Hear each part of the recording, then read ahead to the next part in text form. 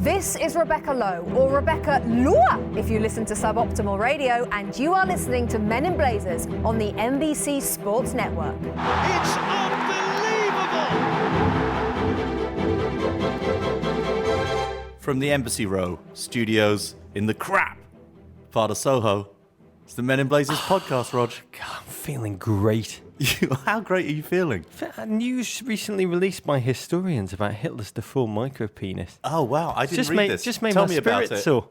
Why would this sounds like an amazing release for historians. Yeah. It's my Was it International Micropenis Day or something? Well, it's a new book that's come out with undiscovered documents. But my first question was yours. Like, when did historians become TMZ? It is historical TMZ. It's genius. And is this how power works, David? Yeah. That ultimately the hunger for power is all about compensating for an undercarriage so tiny that you have to, according to the Daily Telegraph. Which, how would you describe the Daily Telegraph? It's like what my dad reads. Daily Telegraph is like my favourite paper and your dad's favourite paper, which I think you can understand the sort of political point of view it's coming from. They took great relish, I think, in the second paragraph, mentioning that his penis was so hideously deformed, he had to urinate sitting down. Which is the worst thing you can say about a man in the Daily Telegraph's worldview. We've really gone straight into the thick of things in this podcast. I don't think we've ever moved right into such salacious content so quickly. This is sensational, in David. medias This res. is about life. Yeah. Life is amazing. Some people compensate for having tiny down belows by becoming soccer analysts. Others become genocidal totalitarian dictators. Yeah. Spice of life. Interesting. You thought I was excited. How did they know he had this? What did they exhume the body? Did they find pictures? Did they find his? Was he texting his micropenis to Eva Braun or something? Well, there's two schools of thought on this. Yeah. Number one, he demanded, apparently madly before he died.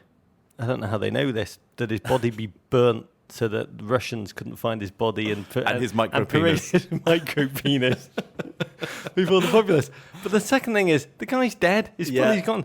I think you can kind of make up whatever you want about him right now. I know. He's very, entered very good. that territory. You thought I was excited because Jerry O'Connell was just. I tell you, amazing. You never know what you're going to see when you walk into the NBC Row studios of a morning. Yeah. This morning I walk in, and Jerry O'Connell is sitting at one of the production assistant screening desks, watching an episode of Vanderpump Rules, preparing for his appearance tonight on Watch What Happens kind Live. of professional sacrifice He's a you have to professional make. talk show guest. Yeah. We didn't get that kind of performance from Will Ferrell or did. Nico and Vince. We did. They weren't in here preparing early. Vince didn't. Nico did. We spoke to Jerry O'Connell for a while. The whole time I was chatting to him, David, I thought he was Jonathan Lipnicki. No, it's a different one in Jerry Maguire. He was Kush. He said to me, though, do you produce that soccer show? I was like, yeah, Jerry, I'm in it.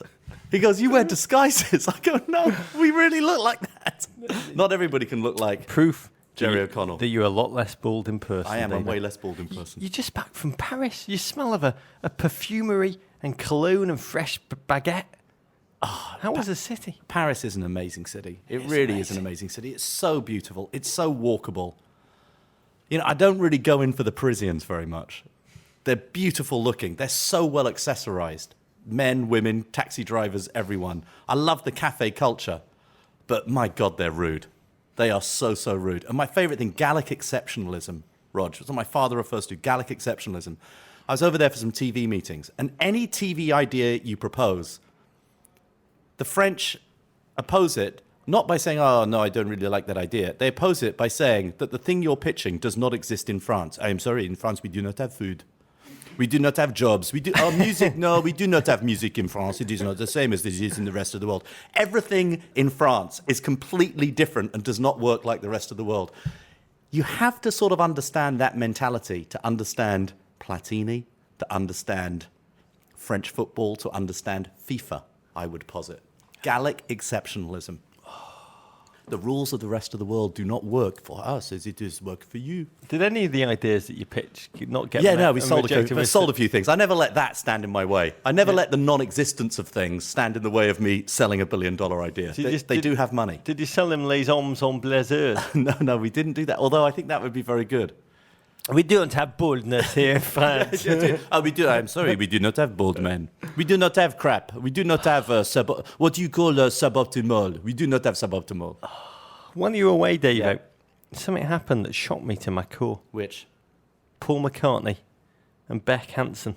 The video of them and Foo Fighter drummer Taylor Hawkins. I did read about this. They were trying to get, if you didn't see it, that slightly odd trio, yes, Paul McCartney, Beck, and Foo Fighter drummer Taylor Hawkins trying to get into an after party hosted by Tigger at the Argyle in Hollywood. Is it Tigger or Tiger? What? I love the idea that Tigger, No, one it of the was Winnie Tigger. the Pooh characters, It was doing Tigger, the Winnie the they Pooh call him- character. Oh, it was. Okay. Yeah, cool. who else could it be? I thought it was Tiger. Who else could it be? I thought it was Tiger. No, Eeyore was working the door. Eeyore was working the door. I always have to work Yeah. the door. Yeah, I'm never allowed in the party. And the doorman holds him up. Yeah. Beck starts to ferret around nervously. Yeah. And then McCartney drops the killer line in front of cameras, in front of... Oh, it's just so awkward. Was it like how VIP? Was it something like how VIP do you have to be to get in here? The exact transcription, I got this from Time magazine. How VIP do we got to get? How VIP do we got to get? Was what he came out with, Davo. Affecting a calm he just couldn't have felt inside as it becomes completely evident to everybody, the photographers, the cameramen, the huddling men at the door who are rejecting them, that these oldies are not getting anywhere near the thumping party. Oh, how VIP do we gotta get? No, VIP we got to get with Stevie G. Not only did they get shut out, Davo, Yeah. but then they had to do that awkward, excruciating walk back down the red carpet towards the phalanx of photographers having been rejected. The walk of not VIP enough shame. It's like being denied by a bouncer from getting into an English pub when I was 13, on with my grandfather's old age pensioner's ID, which claimed I was a 73-year-old kosher butcher named Sam Pollock. That kind of pain, but times 1,000.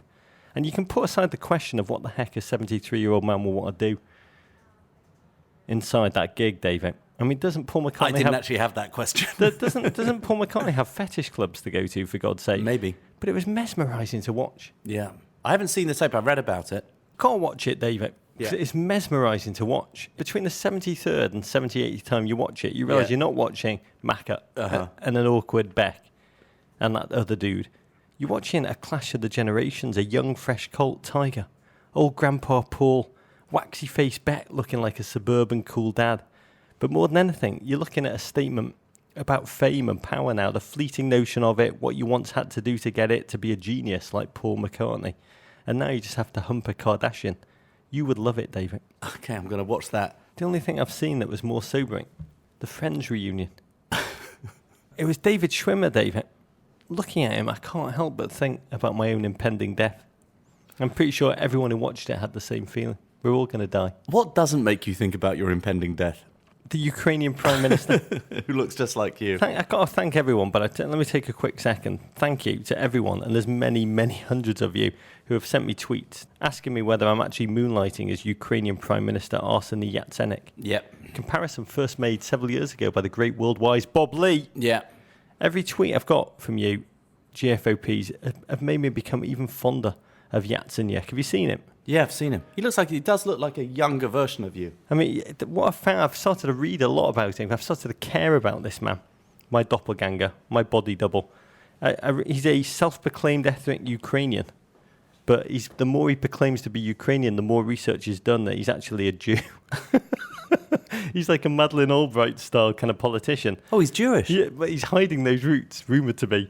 I also love him because you rarely see a politician. You may well be related to him. Yeah, our bloodline probably goes back to some... He's got a great uncle, Samuel, the Cossack killer. Unfortunately, probably it's Cossack blood that probably accidentally runs in both of our veins. Yeah. But you also rarely see a politician look more feeble in more photographs. Even John Kasich looks more manly than this man. Oh, I love me a bit of Kasich. He's always photographed being punched in the face by rivals or having the stage storm while he's speaking, which is exactly how I'd be if I was a politician. So I'm just going to say to you, because I know you're listening, Arseniy Yatsenyuk. Yeah, we'd love to book him. We'd love you on the Zadzhidova, pod. Zadzhidova, as I Yeah. believe it's said in Ukrainian. He'll know what it means. Got a huge announcement to make right now. This podcast has started so Don't- hot. Do I know about it?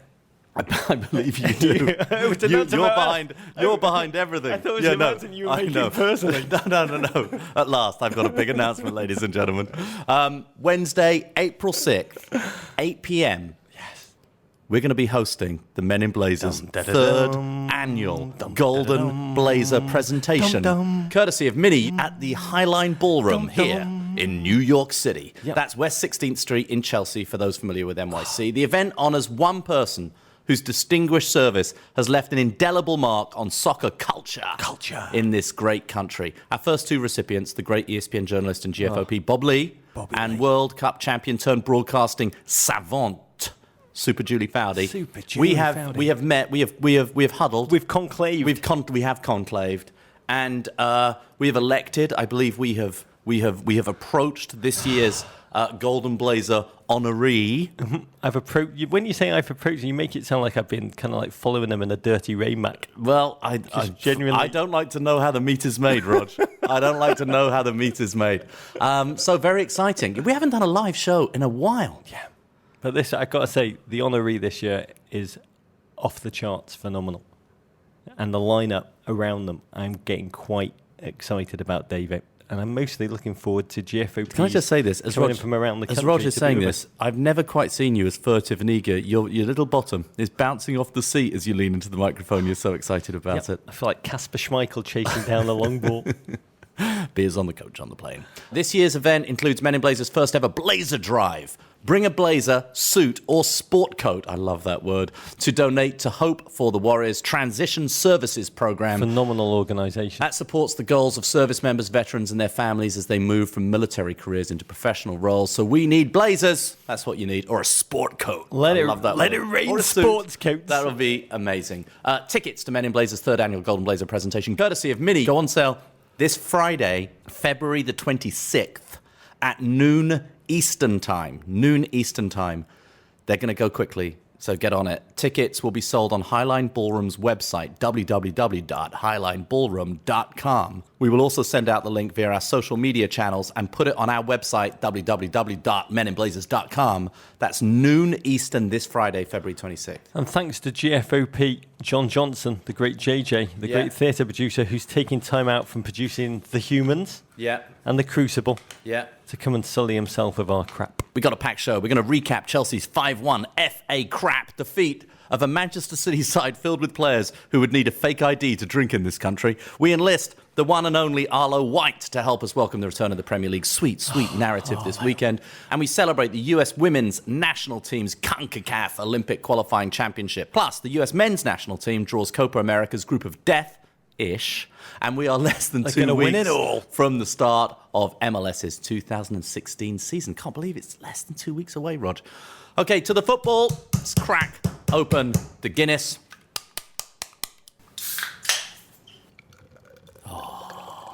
Makes me want to sit down and go to the bathroom. Oh, to Golden Blazers, David. To Golden Blazers. And to hope for the Warriors. Absolutely. I've got to ask you, before we get into the games, was this the worst ever weekend for the FA Cup? It felt like Dimitri Payet is the last person in England who actually gives a crap about the tournament. You know, I've been watching recently a lot of old FA Cup games, the games that we grew up watching. You know, that 1971 FA Cup replay between Leeds and Chelsea, which is after the World Cup final, which England won in 1966. It's the second most watched soccer game in the history of English television. A fantastic game. The atmosphere is so good. The passion is so good. There is something very, very wrong with the FA Cup. Something terrible, Dave. I mean, the Bachelor hometown visits seem to currently carry more global cultural cachet. I mean, Manuel Pellegrini announced before the weekend he didn't consider Sunday's trip to Chelsea, quote, a real game. Yet we still watch, Dave. I mean, I feel terrible for the fans in England who travel huge distances and pay real money to support the dilapidated sides that are fielded. I mean, in the past, we've said that the FA Cup is like eating dietetic chocolate. This weekend, it was more like scooping up a dog turd off the sidewalk and persuading yourself you were eating a Snickers bar. It was that bad. I mean, the football was bad. The coverage was worse. Fox has great talent. I enjoy. But NASCAR bumped the FA Cup to FS2, which meant it was standard def. In much of the country, in standard def. With its pixelating sidelines and tiny box picture. Yeah. It's like watching football from outer space. So nothing screams magic of the FA Cup more than standard definition. At USC Holmey tweeted, magic of the FA Cup, watching City's C-team bleed goals to mass Chelseans in standard def with a 38-inch pic on my 54-inch TV. Yeah, I watched a lot of it on Fox Sports Deportes Rog.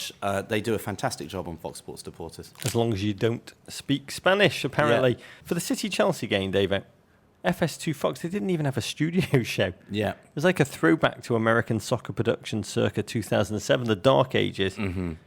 I think the FA Cup needs that Survivor guy, Mark Burnett. Needs Mark to come in. Yeah, it needs Mike Fleiss. Yeah. What would they do to the FA Cup, Dave, to make it sing its past glories once more? Well, I mean, part of me thinks that it's also about the scheduling in the calendar now. It's almost these games, these fourth, fifth round games are happening at a very, very crucial part of the season for these big teams. And I never thought I'd ever say this. I think that the Capital One Cuppity Cup has a chance of almost overtaking the FA Cup because of it's slid forward in the schedule. It's earlier in the season, and teams have fielded stronger teams pretty much in the later stages of the Capital One Cuppity Cup than they have in the FA Cup. I think that's one thing that could be done, but I don't know what else you can do. The Premier League is so good. The Champions League football, Rog, is so unbelievably good, and the atmosphere is so fantastic. I just don't know what you can do to it. Even Fleiss and Burnett, who I respect very much, worked with both of them. I don't know that they could save Fleiss would somehow inject a rose ceremony in that. The rose ceremony would be good. I think the FA Cup should criticise the Pope like Donald Trump did. It would allow it to get into a its... battle. The FA Cup should get into a rap battle with the Pope. That would be a good idea. It would regain its cultural currency in a heartbeat. Yeah. What do you think? I think the whole thing should be played in January. Just to have the whole tournament like March Madness. Oh, you mean play it like a World Cup? Yeah. Just take off that month. If you're knocked out, you have a nice winter break for your players. If you get through, it's just week to week, it'll build up its own narrative, its own storyline. But wouldn't then definitely the top Premier League teams would still field weakened teams because they'd want to give their main squad the month off? Please God, and then Everton would get all the way to sweet, sweet Wembley. Oh, it would be amazing. Amazing, Rog. We'll talk about the draw in a bit. Chelsea 5, Manchester City Youth 1. Gus Hiddinck's team comfortably sees off a Manchester City side rife with peach fuzz-covered faces. Goals from Diego Costa, Willian, Gary Cahill, Eden Hazard and Bertrand Traore ensured Chelsea's passage to the quarterfinals, Rog. I mean, as I said, Manuel Pellegrini said he wouldn't buy a ticket for this game before kick-off. At Fab the Dog called the side that Pellegrini chose the Manchester City Cotillion. There were 7 injuries. Yes, they had League Cup and Champions League fixture congestion. No Aguero, no David Silva. But this was a team stocked with debutants, kids like Spanish midfielder Alex Garcia, Kelechi Iheanacho. He seemed like an old hand. Well, he is. He's an amazing player. And the shirt numbers of the starting 11 added up to, I think it was a record 447.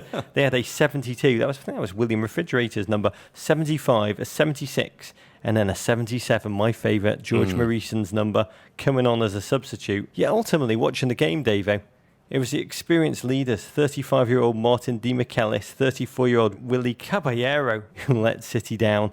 And Chelsea found what it takes for them to rekindle memories of their championship season. They just have to play against kids who are in the throes of puberty. Yeah, it's hard to read too much into this game from a Chelsea point of view. They fielded pretty much their strongest side, an unchanged team than the team they put up against PSG in midweek in the Champions League. A real indication of how reluctant Gus and just every Chelsea manager seems to be to give youth a chance. Poor Ruben Loftus-Cheek, after his last performance when he scored, has barely played a minute for Chelsea, can't get in the side whatsoever. But Chelsea, certainly, you can only play against the team put in front of you. Chelsea played very well. Early, though, Manchester City got at them. Yeah, but the golfing class was soon exposed between the green City 11 and the cunning Chelsea front 3. That first goal, Davey. Cess finding a Hazard who kind of just nonchalantly chipped the ball to an open Costa with that diving nod. It was clever football. Too clever for City's second string. Yeah, definitely, and a lot made by the commentary team of City playing that press against Chelsea. But Chelsea, until this part of the season, haven't been able to go and get enough players far forward enough in order to exploit teams pressing against them. That's the way that Chelsea do. They cut you apart inside. They did it for the whole of last season.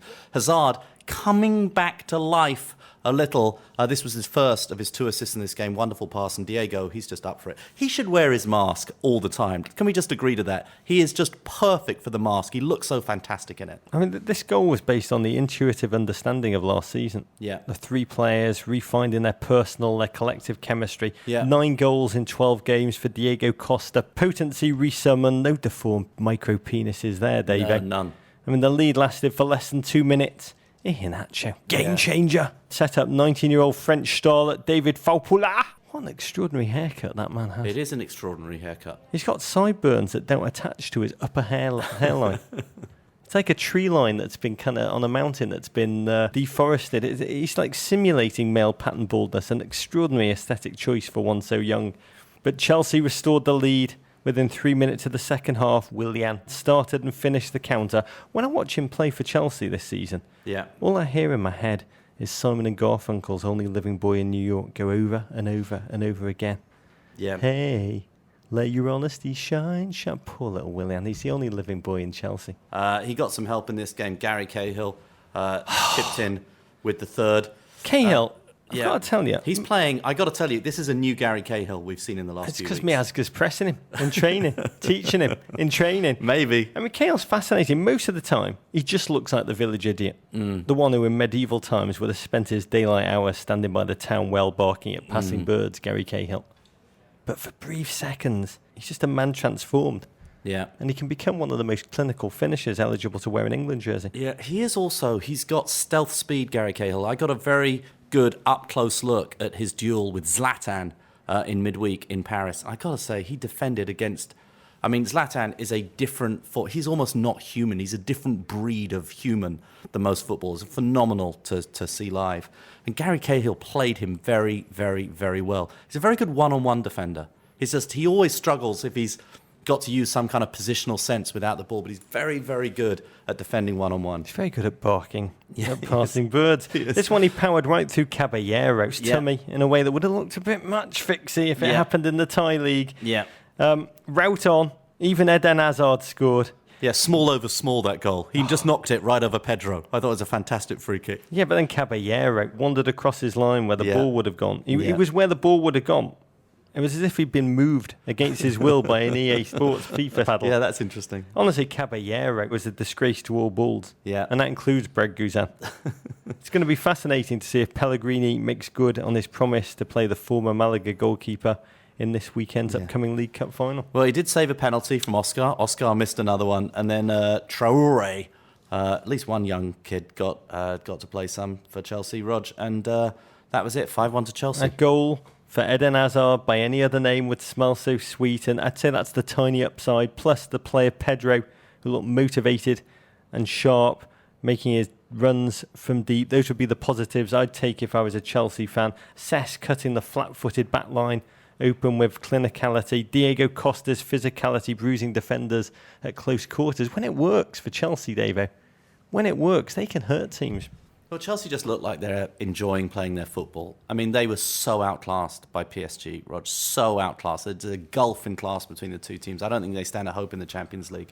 But these players do look like they're enjoying playing with each other. That's They do so look fascinating you say that, because to me they're playing with a relief common amongst sailors who've been lost at sea, then been saved and shipped back to safe That's harbours. interesting. I mean, Cesc, Costa, two of the gents who've been rekindled under Hiddink, along with John Obi Mikel, who said exactly what you're hinting at there after the game. He said, "We feel more relaxed. Goose Hiddink doesn't get into people's business." Yeah. But I think also just tactically, Ivanovic moving to centre-back, which he's forced to by injuries. I think Ivanovic has actually played pretty well at centre-back and partnered Cahill pretty well. Baba Rahman, it's given him a chance to get a run in the team. Chelsea suddenly have more width, which they just haven't really had this season from the left, and Baba Rahman a threat from the left, Dave a threat from the right, and it just gives them more space in the front. And positivity. Hiddink said after the game, if you play with joy, the best comes out of a player. Joy is being a professional, but enjoying training and doing your job. Hiddink is a let them vape kind of manager, clearly, Davo. Happy Chelsea is a better Chelsea. At Kivo157 wants to know, as Mikel mentioned, Chelsea are now content. Should they stay with Gus Hiddink for the long term? Who knows? I mean, I have no idea. Sometimes I think that Gus is just asleep during the games. He's not particularly active. I think the players are having a good time, but it feels a little bit like the players are running the asylum right now. You know what Abramovich is like. Whoever is the hottest manager at the end of this season or coming out of the Euros, he might hire a manager at the end of the season. Some hot manager might emerge during the Euros. He might fire him and bring him in. You just never know what that Russian's going to do. Bruce Arena, Roman, I know you're listening. Bruce Arena, third loss on the run for City. Yeah. You could say this means little. I mean, Pellegrini had folded his hand before kick-off. But City's quadruple dreams are now a triple, on paper at least. The league looks a stretch. The Champions League remains the crock of gold at the end of the rainbow. Off to Dynamo Kiev they go this week to face Andrei Yarmolenko's mob. But how large next weekend's League Cup now looms for them, David? I mean, City are starting to emanate a Jeb Bushish kind of stink, David. I mean, they've spent so much money on this squad. They had such aspirations. People handed them the title. They're in fourth place. 3 losses on the run. They are Manchester City with an exclamation point. Please clap right now. The injuries have hurt them a lot also. Bournemouth 0, Everton 2. I watched this on Fox Sports Deportivo. Rog, Lost Cherries versus Lost Toffees. And Lost Cherries squandered a chance to take the lead in the 38th minute when Charlie Daniels had his penalty saved by Joel Robles. Second half goals from Ross Barkley and Romelu Lukaku saw Roberto Martinez's men emerge victorious from the Vitality Life Stadium. Yeah, Joel Robles reinforcing his hold on the number 1 goalkeeper gloves with a penalty save. Bournemouth reserves took the front foot for much of the first half. I say Joel Robles is the best Joel since Cohen. For me, it goes like this. Cohen, Robles, McHale, Kinnaman.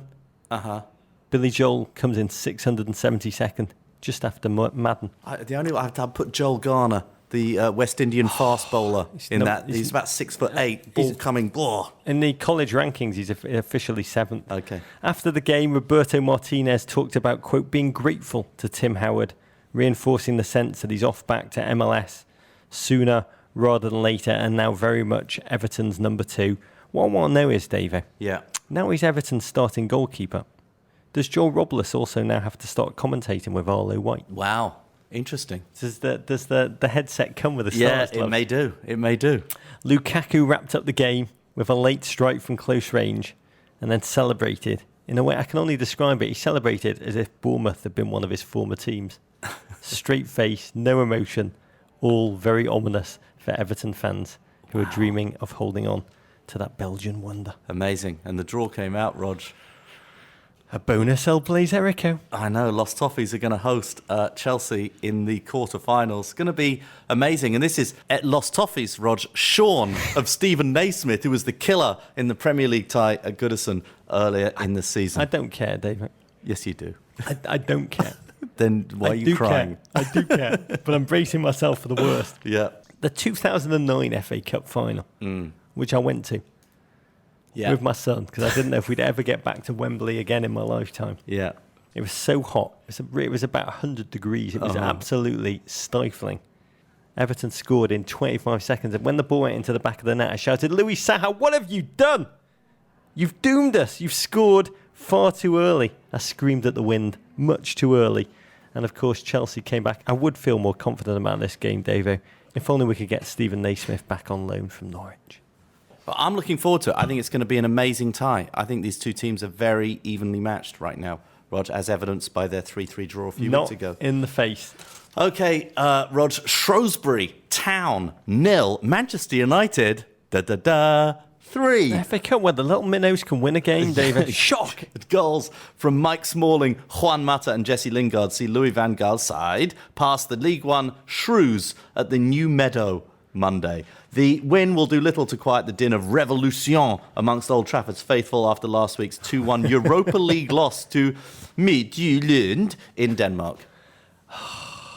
Rarely has a win against a team who are 21st in the Football League One, that's a AA equivalent, meant so much, David. It has stemmed the bleeding from a gaping septic wound after the abject 2-1 loss to Danish Superliga minnows Midtjylland, who became the pride of Central Jutland after humiliating Van Gaal. This is the team, to give it context, before this win, they were most famous for being host to a cemetery for 2,500 German soldiers. I mean, these are... And their micro penises. I'll never get tired of that joke. Gives me such unbelievable pleasure. The Danes, they're on winter break. They hadn't played competitively since December the 10th. Mm-hmm. And United's bewildered supporters spent the second half of the game freezing their asses off and bellowing, "We are to the tune of the Four Seasons classic, "Oh, What a Nice." Chevrolet and Adidas, David, I keep thinking about these guys. They pay $183 million to have their brand associated with the team who are meant to be competing this week in the round of 16 Champions League, but instead get beaten in front of 12,000 drunk Danes by a team who've been on a run of one win in their last 10 Superliga games. LVG... About 6 months ago. LVG blamed the loss on, after the game, the law of Murphy. Mm-hmm. Not clear whether he was referring to Brittany or Eddie, David. Mm. But every time he seems to hit rock bottom, LVG, he manages to plumb a new level. Yeah. Is that what they call it in Holland? The law of Murphy? Oh, my God, so bizarre. At this point, Dead Man Walking pity him. Yeah. Lame Ducks pity him. Yeah. I'm sure even Manuel Pellegrini pities him. Do you think they call each other late night and just empathise? Why do you think they're not announcing the change right now? What is going on? What is going on? All I can think of, David, because I've given that a lot of thought, they should either back him, stem the media tabloid tittery. Today they announced Mourinho rumoured to have bought a house in Manchester. They could stem all that by just saying he is the manager till the end of the season. Yeah. Or they could fire him. Yeah. They've done neither. The only reason I can think that you would do this, do you know sometimes, have you ever had a festering, rotten, impacted tooth? And it's so terrifyingly septic and painful and excruciating, you just don't want to go to the dentist to have it yanked out. No, I've never experienced that. I think Ed Woodward's in that. That's the position he's I think in. that's pretty much where he is, David. It's so painful, he just doesn't want to deal with it. And it gets worse. LVG's job security headlines on a daily basis. David De Gea, superhero, the human security blanket, injured, out for a week. United, reportedly unable to sell the tickets for the Michelin game. They're going to have to close down a stand, which is humiliating. Wayne Rooney, out for 2 months with knee ligament damage. When he heard the news, my son asked with a serious look whether that was something that happens when you have one too many hair transplants. This weekend's game, David, in which they host Arsenal. That is going to be... Yeah, massive. It's going to be stuffed with a desperate longing of a Rihanna trip to a Jamaican jerk chicken restaurant. Talking about Wayne Rooney, David. Yeah. London Evening Standard had a great article Uh-huh. about a London man who changed his name to Bacon Double Cheeseburger. Yeah, good There you name. go. Yeah, it's a fantastic article. Look, Google it. He said he fancied a name change, this 33-year-old man. He said, and Burger King was the first thing that popped into his head. But the thing I found most fascinating about this is that Mr. Bacon Double Cheeseburger is one of a record 85,000 English people who changed their name Is in it the last Mr. year. Bacon Double Cheeseburger, or is it Mr. Cheeseburger and his first name is Bacon and his middle name is Double? That's so interesting. Yeah. I know you're listening, Mr. Bacon Double Cheeseburger. We got questions. Yeah. In fact, come on the show. We'd love to welcome you. The article said more popular names in England are footballers' names. Many English people have changed their names to, it says, Cristiano Ronaldo, Lionel Messi, and Wayne Rooney. Wow. I've got to ask you, what in your life would be going on that would decide life would be better if you change your name to Wayne Rooney? If my name was Adolf Micropenis, I might change my name to Wayne Rooney. Otherwise, I don't think it would happen. I can understand why you'd change your name to Olivier Giroud. Yeah. Romantic Yeah. future. Or something cute. Dimitri Payet would be a I'd like good to unleash the inner. Yeah, Juan Mata, Yeah. David De Gea. Yeah. Wayne Rooney, it's like calling yourself Willie Loman. I mean, I say this as someone with a crap name themselves. Yeah. Roger Bennett is a crap name. I've never felt like a Diego Roger. Costa would be a good name. Nobody would mess with you in the playground. If you could change your name to anything, what would it be? Or would you permanently? Do you feel like a Michael Davis?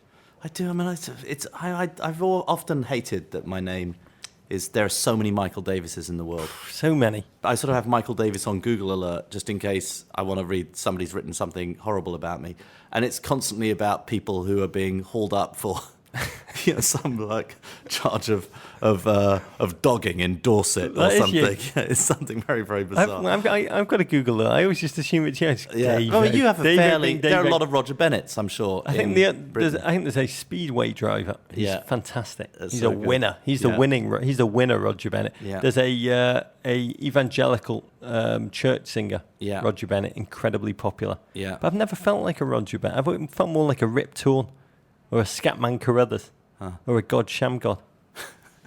If I was going to change my name to a footballer, I would change my name to Megan Rapinoe. Yeah. That's a name. That would suit you, Rog. Thank you. Megan. So, Call me Megan. Manchester United host West Ham in the Call quarterfinals. me Megan. Rog, the Hammers thumped Blackburn at Ewood Park 5-1 Sunday. A lot of 5-1s. 2 remarkable goals from Dimitri Payet in that one. In other FA Cup action, Arsenal 0, Steve Bruce's Hull City 0. Just what Arsenal didn't need. Oh, a Another replay, game. Rog. I wonder if Mr. Bacon double cheeseburger will be at the KC Stadium. I wonder if he's related to Steve Bruce. The winner hosts Watford, who beat Leeds. Remember them, 1-0 at Vicarage Road to advance. A shock, Rog, I thought. Spurs 0, Crystal Palace 1. A first-half Martin Kelly strike sees Alan Pardew's men into the last 8 for the first time since 1995. They needed a win, needed some momentum, Rog. Again, Spurs needed a loss, which would actually help them focus and ease up fixture congestion. Megan Rapinoe looks to the bright side. Yeah, Palace will... It's other Rog is Megan Rapinoe. That's amazing. Palace will travel to Reading for the quarter-final. The Biscuit Men, I love that nickname, beat West Brom 3-1. That was a fantastic game. 2 Chelsea loanees, Rog, Michael Hector and Piazon with important goals. All quarter-finals are scheduled for the weekend of March 12th and 13th. Okay, after patiently sitting through an FA Cup weekend that was akin to the torture of a Downton Abbey commercial break, we need to properly welcome the Premier League back into our loving bosom. To do so, Rog, you spoke with the one and only Mr. Arlo White. Our guest today, NBC Sports Premier League play-by-play poet. I'm actually beginning to believe this season he's got a side hustle on as one of the Premier League's chief script writers. But we welcome to the pod the man who coined the term meaty French forehead from the mean streets of Leicester, Mr. Arlo White. A wonderful introduction, Rog, as ever. And look, someone's got to write these scripts. I just happen to most weeks have Mondays and Tuesdays free. You don't this we'll week. We'll gather in a dark room. Yeah, is that how it works? I shouldn't have cut you off. Tell us more, the Illuminati. You are actually, you don't have Monday and Tuesday free this week. You're moving house, aren't you, Arlo? Tell me you're moving back to Seattle. No, unfortunately not. No, that would be a nice move. I love my time there. But no, we're staying in the Great East Midlands. I've not been living in Leicester for many years, unfortunately, and my wife is flatly refusing to allow me to go back to my homeland for fear of me disappearing to the pub, in her words, every night with your dad and your brother. I'd like to have thought that, over the last 20 years or so we've been together, that I'd proved that that's not, wouldn't necessarily be the case. But I've been allowed to within 2 miles of the border of Leicestershire. So I could, in theory, walk to the border, nip across, go to the newsagent, buy a Leicester Mercury and a coffee, and be in my home county, which I fully intend to do. Oh, the Leicester Mercury, local paper of the kingdom of Jamie Vardy. Arlo, you've got to describe Leicester for our listeners. So many Americans, they just assume all Premier League football teams are packed into London. But Leicester, I know it as the birthplace of Engelbert Humperdinck, Sir David Attenborough and Joseph Merrick, the Elephant Man. It is a unique place. How would you describe it? There's a city, it's interesting. I don't think necessarily it's done a particularly good PR job on itself for many years. It's just down the road from Nottingham, which had its Robin Hood and had its Brian Clough-inspired Nottingham Forest that won a league championship and 2 European Cups. And all of a sudden, Leicester now have a very good football team and Richard III. So it seems they now have their medieval hero, or otherwise, depending on which side of the Ricardian fence that you're on, that draws in people and has almost put the city on the map. It is only 58 minutes on the train from St Pancras in London, near King's Cross. So there are commuters. It is a city that has a lot of energy about it at the moment. A decent music scene. Kasabian, a very famous band over here, have taken the baton from Engelbert Humperdinck and the gay bikers on acid. Corner Shop. And Corner Shop, of course, and Mark Morrison. But they brought a lot of attention because they still live in the city and they still go to most of Leicester City's games. The county of Leicestershire is actually quite beautiful in a lot of parts. The Charnwood Forest is absolutely lovely. The city itself is part industrial, part historic. And I think it's an up-and-coming East Midlands, I hesitate to say powerhouse, but it is a city that is going places, and it's been expertly marshalled by a very energetic mayor by the name of Peter Soulsby. But it's a city that's certainly thriving, energised, going places, and the football club are showing it off very well at the moment. 58 minutes from London, but you could say it was about a decade, your journey on that train. Well, we need to break bread in Leicester, and I'll show you some of the places. I would love it. Manhattan. I know it as a one-time leather capital, now the potato chip epicenter of Great Britain. I've told this story before. I love the way you talk about the PR job the city's done. It's one of my favourite stories about Leicester. 36% of the city is of Asian descent. It's actually one of the most ethnically diverse cities in England. And one of the reasons it is, in the 1970s, and this really is one of my top 10 English city PR stories of all time, Uganda's Idi Amin announced that every Asian in Uganda had 90 days to leave the country. The Leicester City Council launched a campaign, an ill-advised one, some would say, for whatever reasons only known to them. They took to Uganda's newspapers and printed full-page adverts saying, "Do not move to Leicester. It's a terrible city and the education is awful there." And the advertising campaign backfired because all it did was make the Asians of Uganda aware of one city in England's existence, Leicester, and the majority of them moved there. So it's become a fantastically diverse place. I know it is a great place for a curry, and I'll look forward to breaking bread with you there very soon, Arlo. But we've got to talk about what is going on the Premier League front for Leicester City. The gauntlet: Stoke, Liverpool, Manchester City, Arsenal. This was truth time. This was meant to be the bubble bursting. Instead, 9 out of 12 points won by Leicester City. You are living the dream. But other than attributing this unbelievable success to a biblical miracle, which is pretty much how I'm understanding it at this point, and I don't even believe in God, how have you understood the past 5 weeks in Leicester's history? How have you explained them to yourself, Arlo? That was supposed to be wheels popping off time, those fixtures that you described. But so was Christmas. Christmas was supposed to be a time when they were going to capitulate because of the sheer, amount and volume of games. But they didn't, bar a defeat against Liverpool. And in this last game period you've described, there was that defeat to Arsenal. I would be very keen to see what would have happened had Leicester stayed with 11 men. Danny Sinton deserved to get that second yellow card, no question about it. And from that moment it was backs against the wall, and then the Vasilevsky championship mistake. That's the problem, the depth in the side when a mighty animal guy comes out who's been fabulous for the team at different levels of the game, comes out and makes a mistake like that.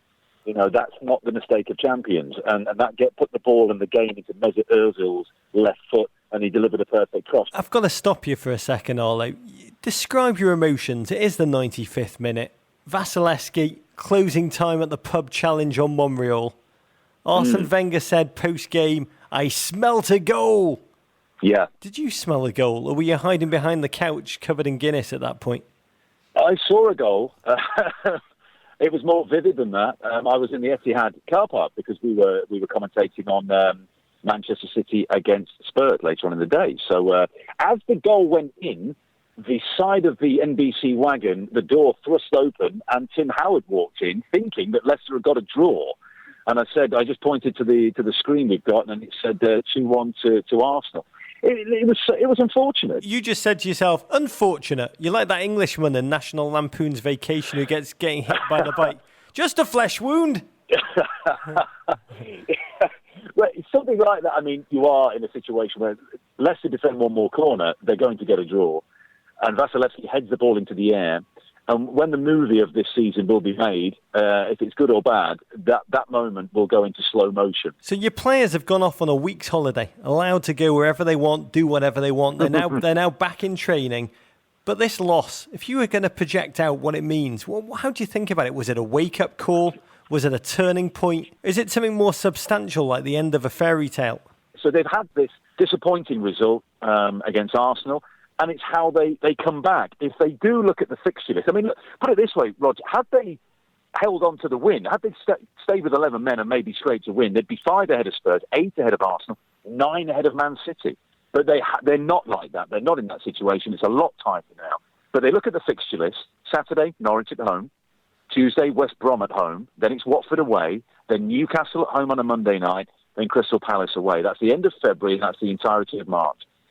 No Leicester fan in his right mind is going to say, well, they're easy, because they're Leicester fans. No games are easy in the history of Leicester City.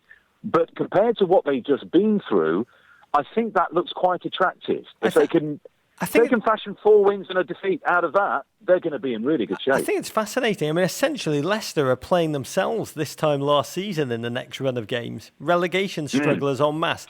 Can this Leicester City team win games that they are now heavy favourites and are expected to win? That is a new challenge that may be even harder than the gauntlet of pain that was Liverpool, City, Arsenal. We will see. The Leicester story may even be usurped in the next few months by the fury surrounding a Tottenham Hotspur title challenge. I mean, we thought that Leicester was a fairy tale, and there is more of a fairy tale element to it than any other club. But if Tottenham get into pole position in this title race with the young talent they've got, they haven't won it since 1961, perennially on the underside of the shoe of Arsenal, aren't they? For Spurs to go all the way, and I think they're in magnificent shape to do it. What a story that would be this year. And if it's a shootout between the two at the top, then I think people are going to be flip-flopping as to who they want to win this thing. Tottenham are fascinating. I mean, they've had Dele Alli, the English Steph Curry. They've had a defence that's harder to unlock than an Apple iPhone. But they had the legs. This amazes me. 6 miles more than Man City they ran last week. Yeah. I mean, James Ward-Prowse, who played under Pochettino at Southampton, talked about what it feels like. He says it feels like you need 2 hearts to run like he wants you to run. I mean, Pochettino's teams have traditionally slumped at the tail end of the season. Will that happen once more? Whether they last or not, going out of the FA Cup, and we talk about who's going to win the league this year, and you look at Leicester's sole focus being the Premier League. Tottenham going out of the FA Cup has sort of simplified it a little bit, but how far are they going to go in the Europa League? And this will tell us whether they can last towards the end of the season, because he has relied on a certain core of players. Wim has done quite well in the place of the injured Vertonghen. I like how he rotates his fullbacks very well, so because he knows he needs a lot out of them. So you've got Walker and Trippier, and you've got Davies and Rose on either side, who are really putting in good yardage. You know, Dembele had an injury, so had a little bit of a mid-season break. Song's come in and done excellently. The entire creative responsibility in this team no longer falls purely on the shoulders of Christian Eriksen, and he was terrific against Manchester City. But does Harry Kane stay fit? And I'm the millionth person to say that. If he does get an injury, and he is playing him in the FA Cup, he seems to be playing him in the Europa League as well, he's a durable character, but it increases his chances of injury. And therein lies Spurs' season. Is it advantageous for them to go out of the Europa League and focus on the league? You'd have to say so. But April's going to be a big month for Spurs. So you could say the same for Arsenal. Coquelin and Sanchez returning, but yet to truly convince they actually believe in themselves. They've had the draw against Hull City in the FA Cup. Barcelona waiting like a pack of epic cop blockers. Team confidence always at Theo Walcott levels of self-inhibition. I mean, City, we'll talk about in a separate conversation completely. I mean, I do believe but for United's collapse and Chelsea's limp season, we would all be talking about how can you spend so much money and have so little by a way of team cohesion there. But are these teams our top 4, Arlo? Is that a given? Or can you see a late Southampton charge? Fraser Forster not conceded in about 8,756 minutes, top 6 and climbing. Yeah, I've seen them a couple of times recently as well. They've been changed, haven't they, since Forster came back. Absolutely magnificent, and defensively they've shored up. And he's mixed it up a little bit up top, and Charlie Austin coming into that side as well has given them fresh impetus. The Pella, streaky striker, you know, when he plays and had to play, I think, every game last season, you know, he struggled through the grind of it all. Tadic, you know, not as much as is required of him. Shane Long has come in and done well. You wouldn't bet your house when he's got a one-on-one Shane Long, but you know he's going to work hard and he'll chip in with important goals. But actually, question, Southampton, why not? They could go on and run, but I think Manchester United would be the most likely to get into the top 4. Oh, I've got to ask you this. Have you given any thought at all to how, if on the last day of the season, Leicester need a win at Chelsea. Well done, script writers, to win the league. You would experience commentating on that game? I would welcome it with open arms. If it goes down to the last game of the season, regardless of who's playing, I will be thoroughly excited about that prospect. We had a bit of a damp squib last season. Man City in our first season, where we're always going to beat West Ham on the final day. No disrespect to West Ham fans, they weren't in great form, so it was kind of an inevitable feeling about it.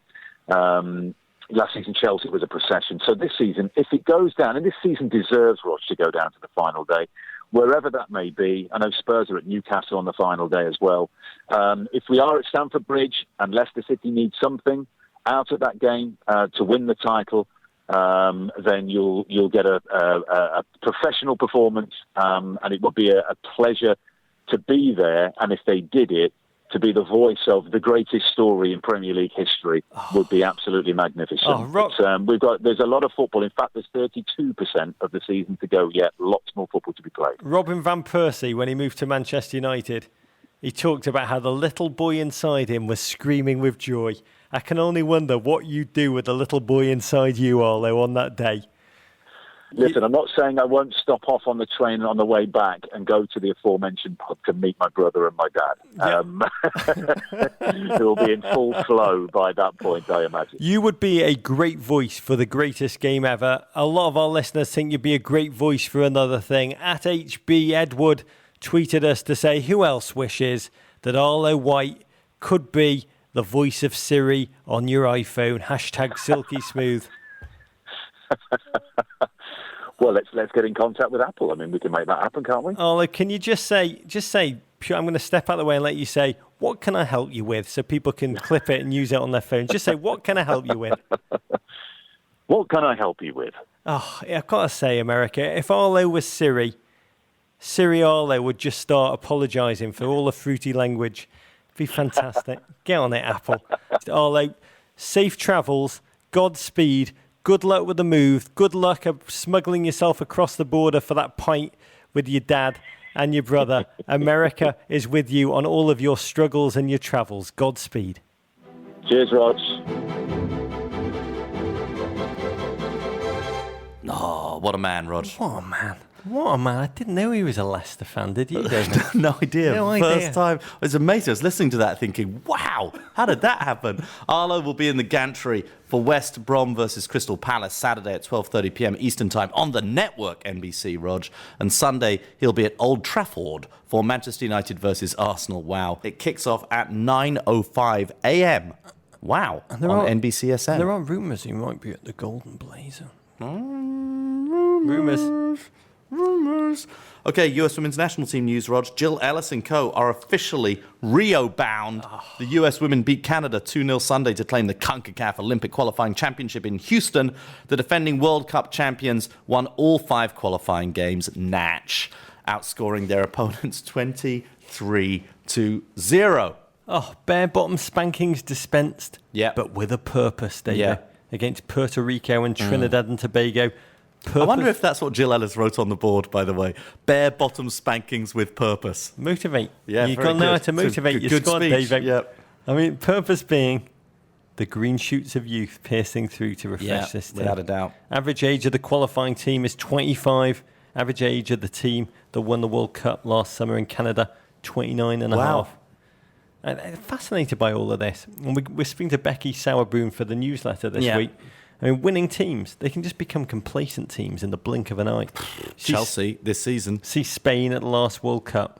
And the way you change that is to keep the squad refreshed and on their toes, replacing older players, bedding in youth, like the great Milan squads of the 1990s and United under Ferguson at their peak.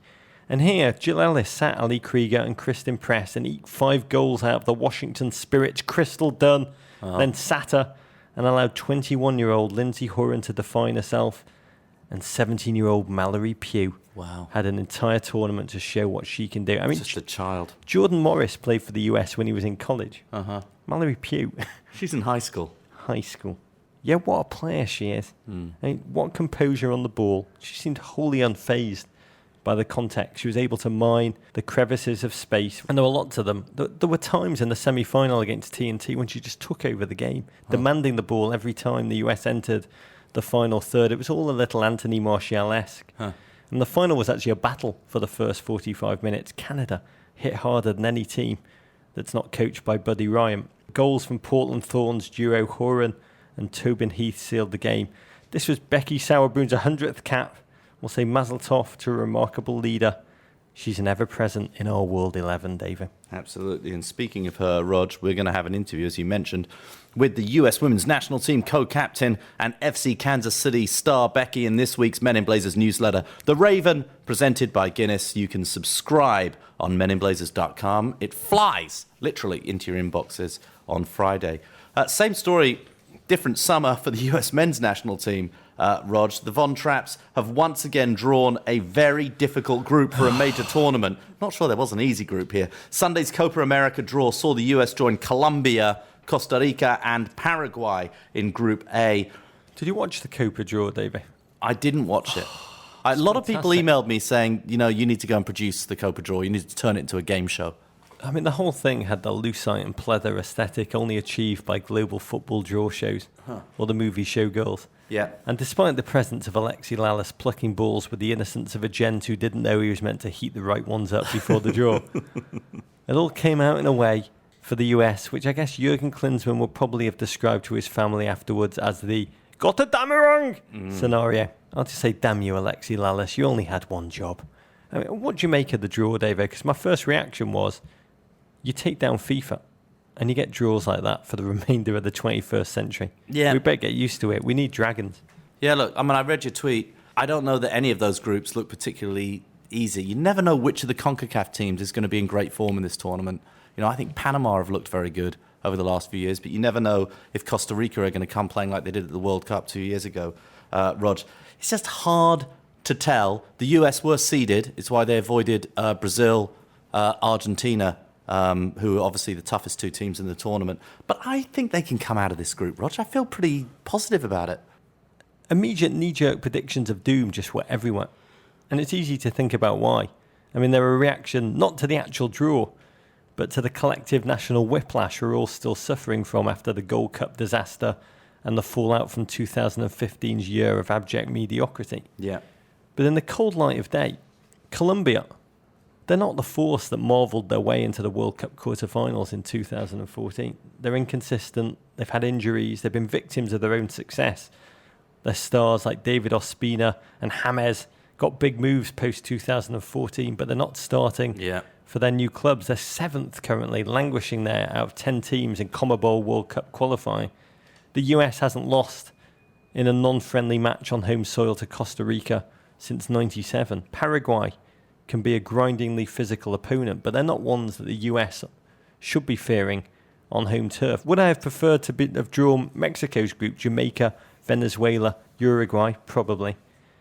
But 2014 would have got second place in this group, David. 2015 US would come last.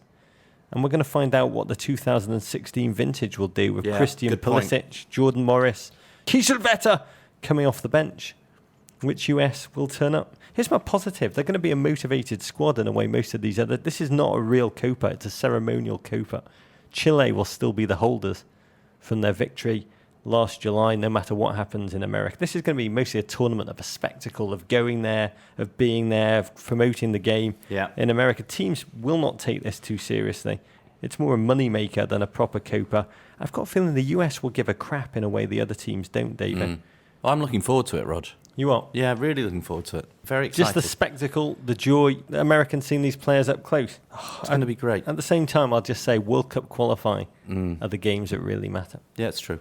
At the time of recording, Rog, we're just 12 days away from MLS kicking off its 2016 season, and several MLS sides have CONCACAF Champions League games this week. Yes, quite excited for this MLS season. 21st. MLS can drink Guinness at last if it was a person. Wow, lucky MLS. Yeah, I mean, LA Galaxy stocking up with veterans like that Bruce Willis, Helen Mirren Red franchise. Stevie G, former Black Ops CIA agent, living quiet life until a high-tech assassin shows up. Jordan Morris stepping into Obafemi Martin's huge-sized shoes in Seattle. The Patrick Vieira era, NYCFC.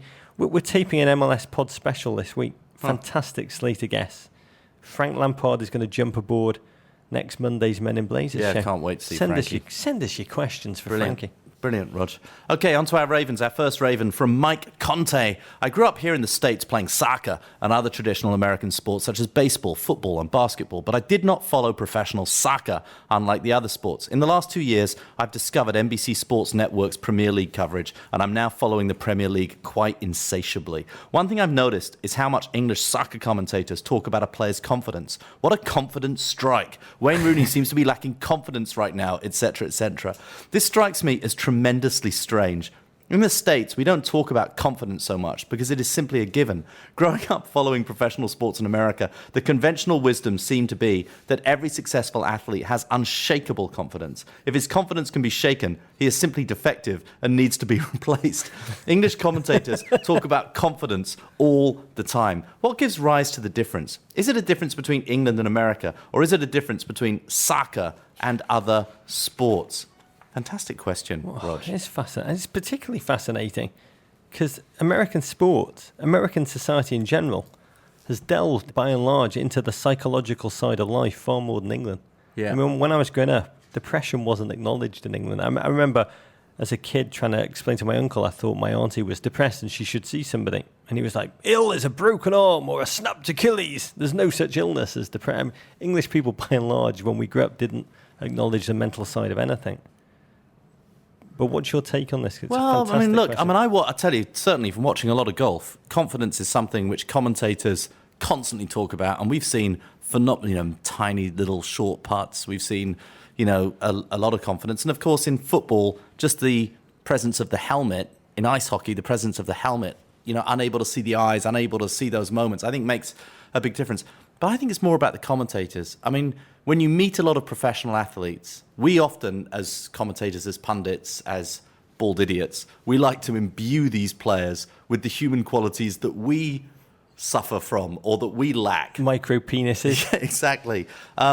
Very often when you meet professional athletes, they don't suffer from the same confidence issues as we sometimes try to imbue them with, looking at it from a non-athletic perspective. Having said that, Romelu Lukaku came on the pod and told us that an elite striker's role is 90% mental. Yeah. And I think in the US, you definitely see the world more as winners and losers. Yeah. And you do see anyone that's made it into the bigs as an automatic winner.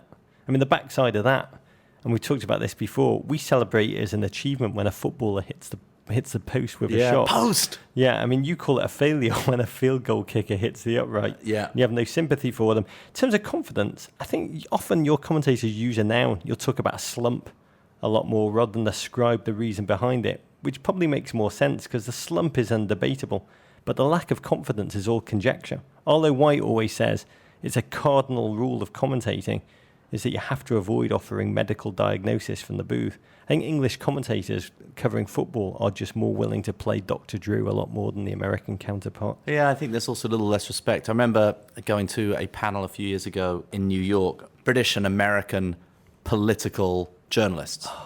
And one of the British political journalists said about the American political journalist, the one thing he finds extraordinary is when the president walks in to the White House briefing room, the entire press corps stand up to attention and greet him. In Britain, when the Prime Minister walks in to address the press slump down in their seats as low as they can possibly get to give him as little respect. And I think similarly, the American sports press tend to sort of they revere their sports stars so much. We tend to just want to bring them down. The whole thing reminds me of a great quote that was sent in to us by @Jordan Moody. Churchill, 1941, to the House of Commons. He said, "The British nation is unique. They're the only people who like to be told just how bad things are." That's so true. Okay, Rog, the winner of the coveted Guinness Men in Blazers Poet, Philosopher, Soccer Scribe, Raven of the Week is Mason Mason. What a name. That's like the American equivalent of the late, great Boutros Ghali. That's a fantastic name, Mason Mason. Rog mentioned Lemmy a few pods ago after the Motorhead lead singer died at the end of December. He used to spend most of his days just hanging out in the Rainbow Room on Sunset in Hollywood, drinking Jack Daniels and Coke and playing his favourite video poker game. When I would be up in LA, I would always go to the Rainbow Room and he would be there. I really thought he would be a soccer fan and support a team like Stoke or Burnley. But I was surprised when he told me he hated soccer. Lemmy said his favourite sports were pool and rodeos. I learned he watched a lot of TV, and I told him about your show the beginning of last year and thought he would like it because you guys made fun of the players and fans. I was surprised when I went back a month later and he mentioned to me he'd watched your show and he thought you guys were funny blokes and he actually knew who Davo was. Just thought I would share. P.S. Happy Germans are scary.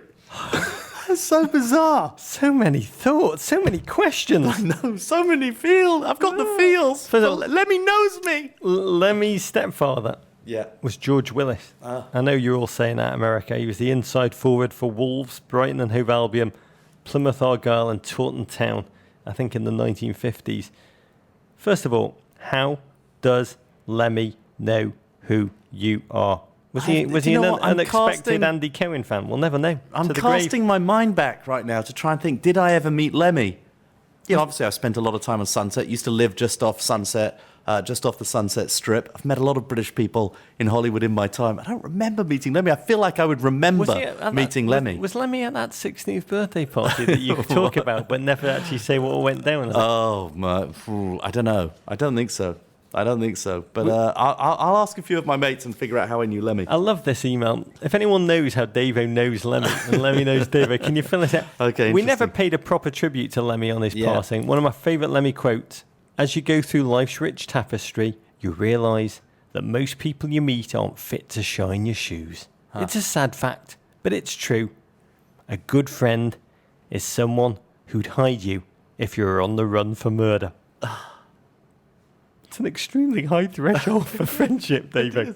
It is. Although you've told me before that you know that I'd hide you from the Cossacks. Well, that's my threshold for friendship. Yeah. If the Germans were coming for me, would you hide me in your attic? I'll give you more than the attic, Rod. You would? I built a whole suite for you. I only want the attic. Behind a bookcase. History suggests I should only take the attic. Very good. Okay, Rog, our mini Defy Labels contest, GFOPs, this weekend is your last chance to win a trip to the Panic Room.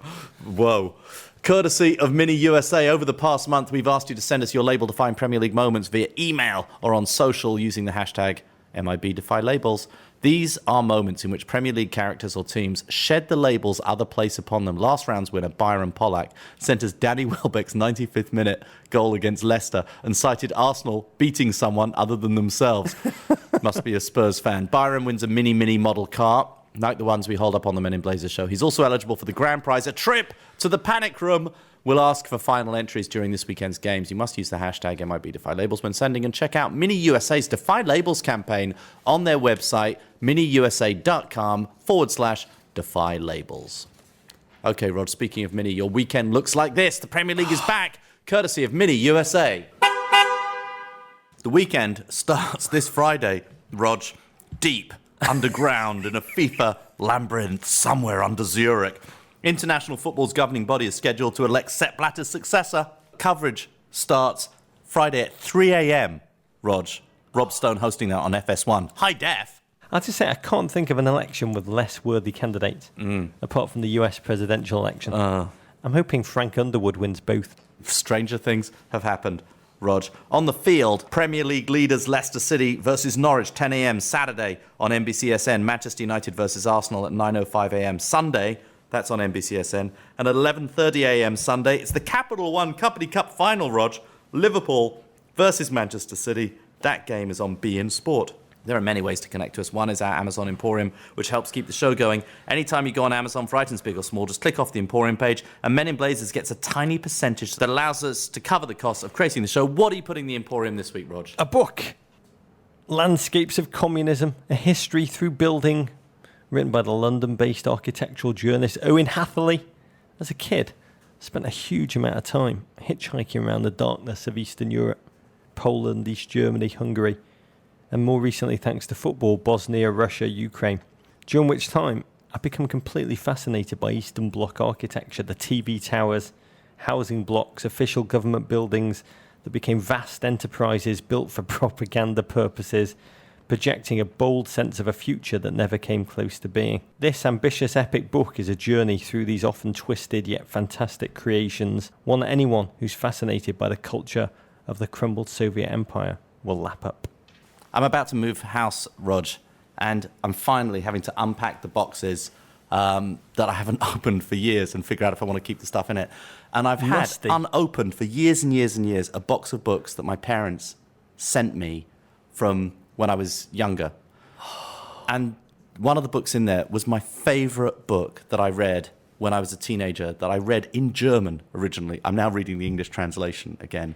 But a book by Mein Thomas Kampf. a book by Thomas Mann, a book by a German author, Rog, but a very, very different kind of German, one of the good ones. Thomas Mann mainly wrote short stories, but his first novel that he wrote when he was like Harry Kane's age is Buddenbrooks. It's like Dallas or Empire or Billions set in Hanseatic northern Germany in the mid-19th century. It is just a brilliant, brilliant, brilliant book. I've been reminded all over again why I love German literature, why I love this book so much. Buddenbrooks by Thomas Mann. Are you watching Billions? I love Billions. It is the best, worst television show I have ever seen, at least since Gossip Girl. Yeah, I didn't watch last night's episode, so don't spoil it for me, but I'm really enjoying it. I think Damian Lewis is a fantastic actor for American television drama. Paul Giamatti Yeah, he's good too. would play me. Yeah, so good. I really, really enjoy the show. I'm really enjoying the show. You can now watch entire episodes of our crap TV show, Rog, on NBC Sports Live Extra, Apple TV, and Roku. It's also up on our website, meninblazers.com. Also on meninblazers.com, a place to sign up for our newsletter, The Raven, which we produce with our partner Guinness. We've got a Spotify account, men_in_blazers. meninblazers.wikispaces.com/a wonder of the modern world. You can follow us on Twitter at Roger Bennett, at Men in Blazers, at Embassy Davies, on Instagram at Men in Blazers, at Embassy_Davies. We've got a Facebook account. We've got a subreddit, meninblazers.reddit.com. That's maintained by GFOP's Akshay, Calvin, and Alex. Thank you, guys. You can always send your ravens to the crap part of Soho. You can always email us at meninblazers@gmail.com. We've got a real pod special with Son of Saul, Oscar nominee Laszlo Nemes. Oh, come on, coming in to Laszlo. talk Come on. about his Oscar experience and a run-up to Sunday night. Wow. It will drop on Thursday. Looking forward to that. Vendorpunk, Rog. War Pig. Who wants to sex Matumbo? LTD.